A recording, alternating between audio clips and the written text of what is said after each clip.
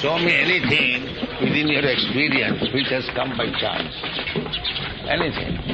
Whatever you like, show me some example. Which has come by chance. I guess, yes, became sick by chance. Huh? I became sick by chance. Then again you are asking. You infected some disease. Then you became sick. There is no chance. The other day, Srila Prabhupada, I went in the shower. And I turned on the shower and the thing broke and hit me on the head. It was chance. Yes, because you are rascal, therefore they hate you. But it was chance. It was not chance. You are a rascal and that is not chance. Cause is your rascalism. You cannot find out anything by chance. Monodusa Maharaj, you can find out anything by chance. Simply rascal. Chance here. What about gambling, Prabhupada? Somebody wins, somebody loses. That's by chance. Well, that is not chance. They would say everything is by chance. You say yellow flower with green leaf.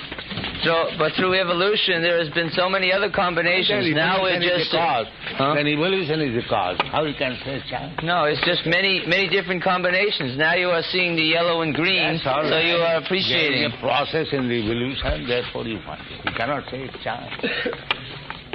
Well, the evolution happens by chance. No. It's like you said, all the trees are growing up, not one going this way, not by chance. Yes. Nothing by chance. But just like, if you throw dice, they may come up in one. Then dice becomes cause. Chance. Well, what causes it to be 7 or 11 or another number? Chance. Not chance. You do not know. Therefore you say because they don't know this thing. That's right. Because I don't know. Ignorant. Yes. They want to cover their ignorance by this theory, chance. They want to become very intelligent by chance. That is it. That is not fair. For intelligence, you have to learn from a superior person. It cannot be done by chance. Who has become learned scholar by chance? That is Sudra philosophy, this chance. Everyone has to work very hard, pass examination, and then he becomes an educated man. Where is by chance one has become learned? What about two people born in the same circumstance, each has equal education and equal background, but one becomes rich and one remains poor? That's chance. That is the fate. Fate is the cause, destiny. Otherwise, so many people are working hard. Why not everyone is becoming rich? By chance. Kalena sarvatta kabhiram. This is the instruction of the Bhagavatam.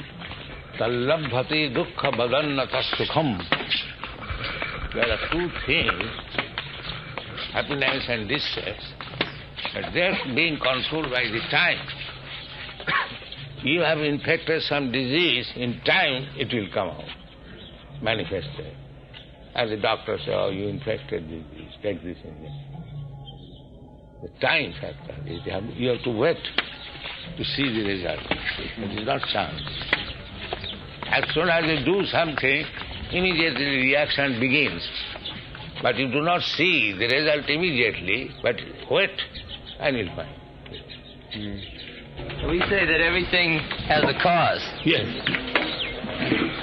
But then we have causeless mercy. So would that be chance? Huh?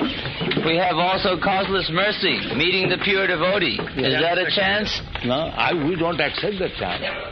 The causeless is a mercy. Causeless mercy is the cause. Yeah. The mercy may be causeless, but the mercy is the cause. But the which is the cause? The mercy is the cause. That's the cause. You did nothing to deserve it, but it's caused your good fortune. God. I'm just listening.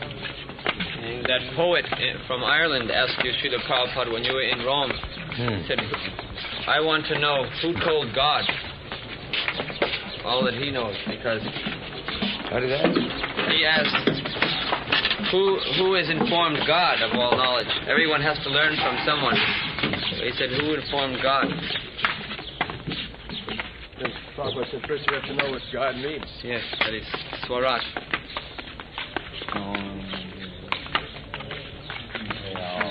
I think that poet was convinced. Yes. Yes.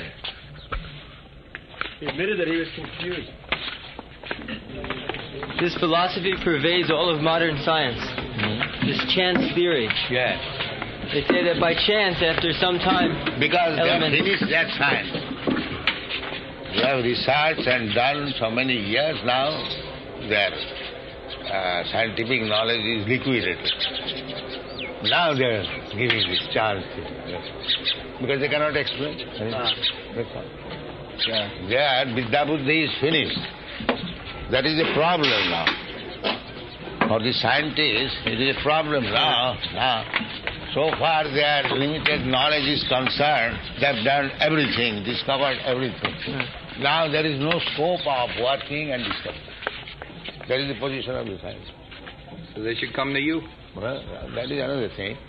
But this is their actual position. Now their position is how to bluff and get money. Because talk is finished. Bluffing talk is now finished. Now they have to give theories like this, chance, and make big words, jugglery. Why don't they make research into consciousness? What they will finish, whatever their limited knowledge they possess, that is finished. They have no scope. They should look to the field of consciousness. They are doing it now, but they are studying the brain. They think the brain is the source of consciousness.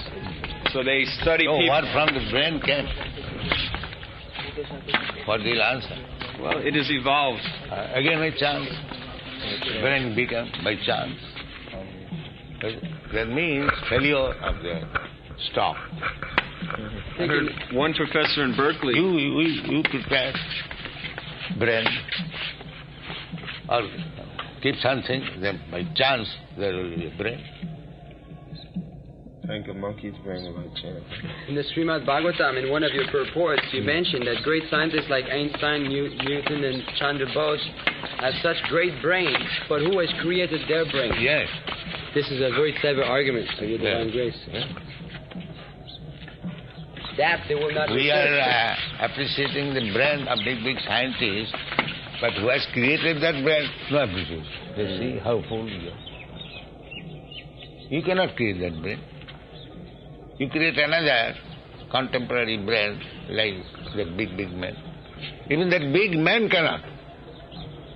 The big man before dying, he should have considered, now I will die now, let me create another brain like me, and that will work. That must be third man. Third brain who has created. You cannot do it. There is actual proof, Prabhupada, that when these scientists and great so-called poets, when they die refusing to admit the authority of God, they die a very terrible death. Just like in France, there used to be a great philosopher named Voltaire, and at the end of his life, because his whole writings and existence, he tried to disprove the existence of God. He went insane, and he was eating his own stool and urine. And a priest came to him and said, why don't you accept the existence of God? You have become such great poets. He says, I will never accept the existence of God. But he became to the point where he was eating his own stool and urine.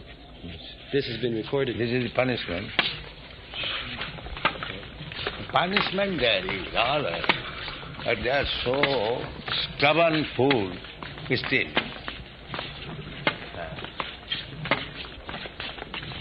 Prabhupada, the one great brain researcher, he spent 19 years searching for the memory in the brain. There is a story. There are two friends talking on the point that how this was cut. One friend said it is by knife, and the other friend said no, it was by scissor.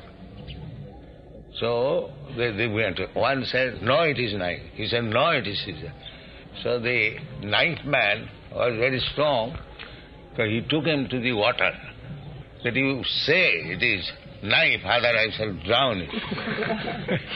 So he said, I'll never say. Then he said, when he was dying, he was doing like this.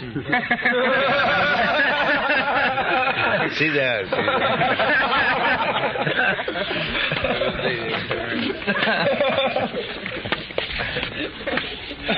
When he was actually drowned and he had no other means to say, then he was doing like this. It is Caesar, it is Caesar.